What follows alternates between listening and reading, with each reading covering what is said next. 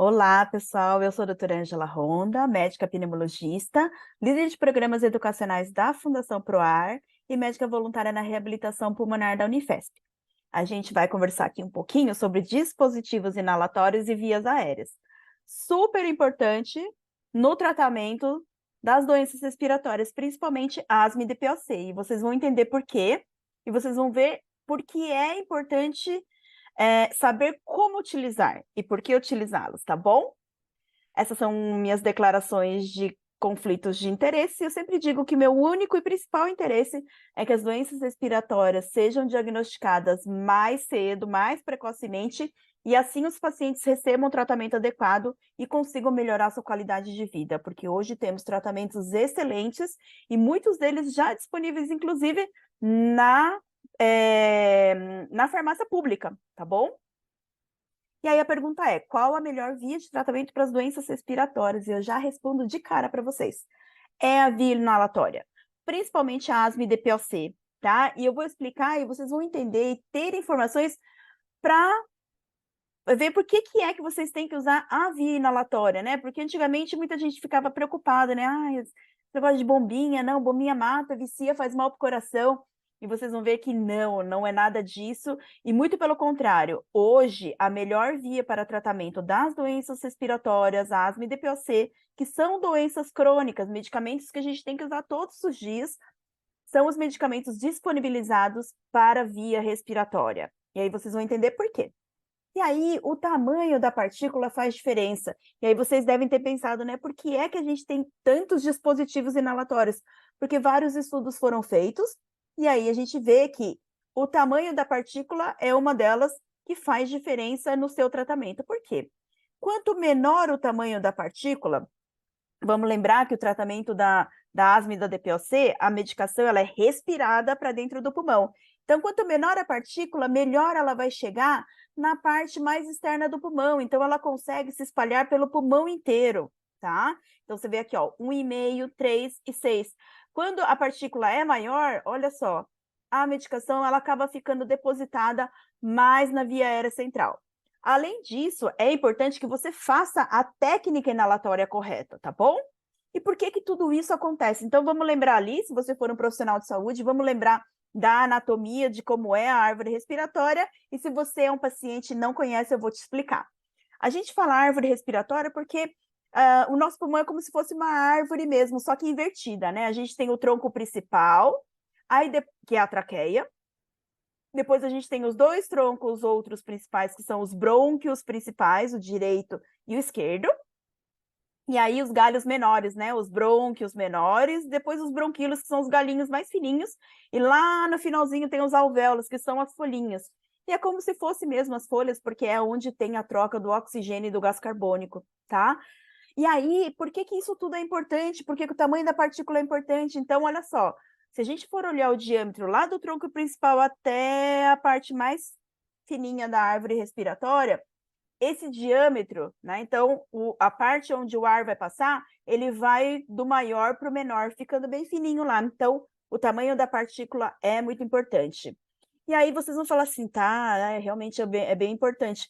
Mas se é desse tamanhinho assim, será que o remédio do que a gente usa vai funcionar, né? Porque só aquela respiradinha que a gente dá, o remédio funciona.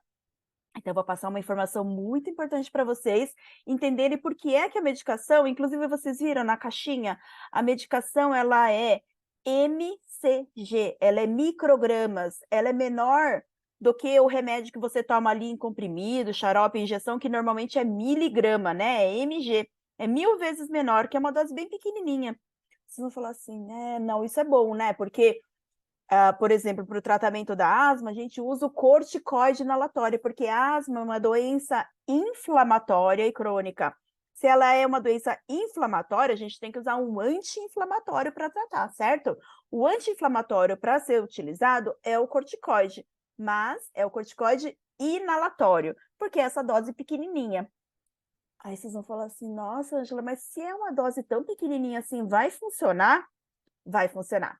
Deixa eu te falar. Sabe esses alvéolos aqui que a gente está conversando? Então, essas unidades que parecem uns cachinhos de uva, onde tem essa troca do oxigênio e do gás carbônico. Se a gente pegar um homem de 1,70 m, 70 quilos, e pegar cada um desses alvéolos, que eles são, né, em 3D, a gente é tudo em 3D, certo? Se a gente pegar cada uma delas e abrir, deixar bem retinho, a gente cobre uma quadra de tênis. Sim, o nosso pulmão é enorme, por isso ele tem uma função super importante. E aí ele tem essa área enorme que vai conseguir absorver, mesmo que a dose seja pequenininha, tá bom? Então vocês podem usar com tranquilidade a medicação inalatória todos os dias, ainda que seja corticoide, né?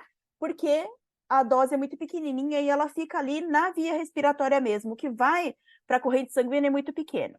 Claro que os pacientes com asma grave, que usam corticoides inalatórios em doses muito mais altas e muito maiores, esses sim vão ser acompanhados pelos seus médicos para que avaliem essa parte, porque sim, poderia ter um pouco de efeito colateral? Sim, poderia, tá?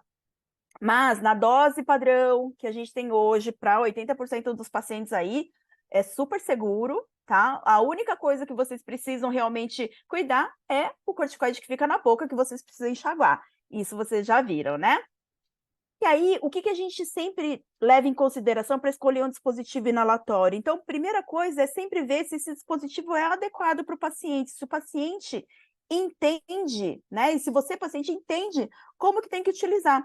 Porque diferente de outras medicações, comprimidos, xarope, que você vai tomar com água, tem que fazer jejum ou não tem que fazer jejum, a medicação inalatória, você tem que saber utilizar o dispositivo, o remédio tem que sair dali do aparelhinho e chegar dentro do seu pulmão. Então, é importante que o profissional de saúde discuta com você quais são os tipos e te explique de forma correta. Então, você tire as suas dúvidas, né? Então, você que é profissional de saúde, sempre avaliar, né, a cognição do paciente, avaliar a técnica, avaliar se ele tem alguma dificuldade física, né? Porque às vezes o paciente tem uma dificuldade física na mão, por exemplo, o paciente com artrite reumatoide, que tem as mãos já com alterações. Então, pode ser que ele não consiga segurar, ou uma criança, ou um paciente idoso, que ele não consegue organizar ali, puxar e apertar o remédio, puxar a respiração ao mesmo tempo. Existem os espaçadores, que você consegue fazer de uma forma muito mais tranquila, tá? Então, é sempre muito importante discutir, apresentar e avaliar, fazer o paciente utilizar para ver se está fazendo da forma correta. Uma outra dica que a gente sempre dá é evitar ficar trocando de dispositivo toda hora, né? Se você puder manter aquilo óbvio, se tiver que trocar a medicação e não tiver disponível naquele dispositivo que ele já utiliza, a gente troca.